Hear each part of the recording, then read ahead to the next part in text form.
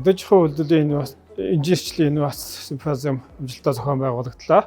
За бид бүхэн энд симпозиумын хүрээнд орчин үеийн хэмэл оюун хоолой технологи үед инженерчлэлийн салбарын өөрчлөлтийг хэрхэн хийх вэ? Шинэ технологи үеийн инженерийг хэрхэн бэлтгэх вэ? Хөдөөжихөн үйлдвэрлэлийн хоолой технологи нэвтрэлт, өнөөгийн байдал, цааш тийшийг хандлах гэсэн сэдвүүдээр өргөн хүрээнд хэлэлцэж үр дүнтэй зохион байгууллаа.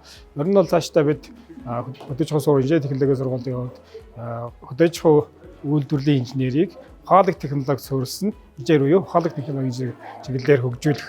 Энэ инженерийн цаашдаа үйлдвэрлэлийг удирдах, зохион байгуулах, тэгээд инженерийн асуудлыг шийдэх, хэмэл оюухан суурилсан шийдвэрүүдийг гаргах гэсэн ийм чиглэлээр бол хөгжүүлэх ийм зөвлөмжүүд, хэрэгцээ шаардлагууд бий болж байгаа. Саяын симпозиумаас бол харагдаж байна.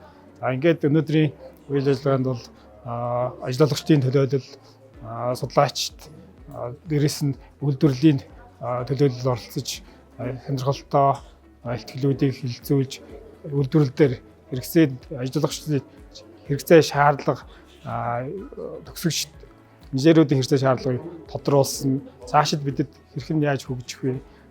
Цаашид инженеруудыг төгсөгчдийг ямар ур чадвартай, ямар мэдлэгтэй, ямар чадвартай ус хөгжүүлэх энэ асуудлыг бол хилцэж үр дүнгуудыг гаргалаа. Ингээд цаашдаа бол энэ симпозиум илүү дэлгэрч салбар бүрийн хурц ажиллах байхаа гэж найдаж байна.